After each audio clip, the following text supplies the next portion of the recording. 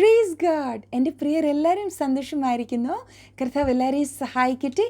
പ്രിയരെ, God will never wait for you to be perfect to fill you with His glory. കർത്താവ് തൻ്റെ മഹത്വം നമ്മളുടെ മേൽ പകരുവാൻ, നാം പൂർണ്ണരാകുവാനും യോഗ്യതയുള്ളവരാകുവാനും ആയി കാത്തു നിൽക്കത്തില്ല.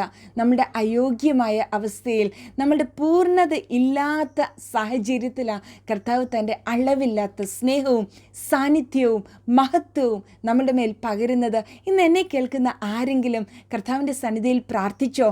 എൻ്റെ ജീവിതത്തിൽ യോഗ്യതകളൊന്നുമില്ല, ഞാൻ ഒട്ടും പൂർണ്ണയല്ല, ഞാൻ പെർഫെക്റ്റ് അല്ല, എങ്ങനെ കർത്താവിൻ്റെ കൃപകൾ പ്രാപിക്കുവാൻ സാധിക്കും?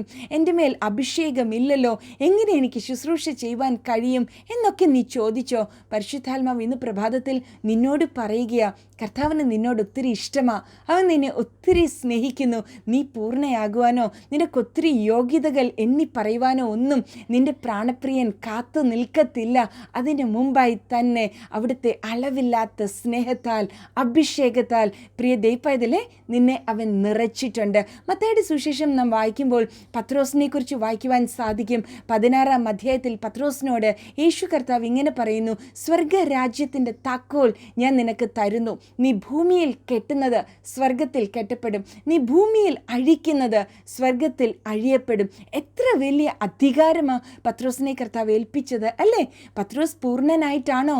തൻ്റെ ജീവിതത്തിൽ യോഗ്യതകൾ പറയുവാൻ ഒത്തിരി ഉണ്ടായിട്ടാണോ? അല്ല.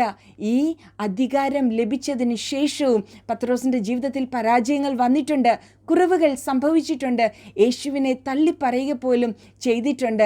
എന്നാൽ ആ സാഹചര്യങ്ങളെല്ലാം യേശു കർത്താവ് പത്രോസിനെ തൻ്റെ മാർവോട് ചേർത്ത് നിർത്തി തൻ്റെ കുറവുകളെ മാറ്റി, തൻ്റെ പരാജയങ്ങളെ മാറ്റി പത്രോസിൻ്റെ ജീവിതത്തെ വിജയമാക്കി തീർത്തു. അപ്പോസ്തല പ്രവൃത്തിയിൽ നമുക്ക് വായിക്കുവാൻ സാധിക്കും, തൻ്റെ ഒറ്റ പ്രസംഗത്തിൽ 3000 പേർ കർത്താവിനോട് ചേർന്നു.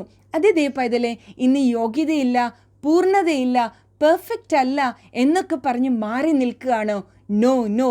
കർത്താവിന് നിന്നെ ആവശ്യമുണ്ട്. അവൻ്റെ അരികിലേക്കൊന്ന് ഓടി വന്നേ. ഈ ദിവസങ്ങളിൽ അസാധാരണമായി കർത്താവ് നിന്നെ എടുത്തുപയോഗിക്കും.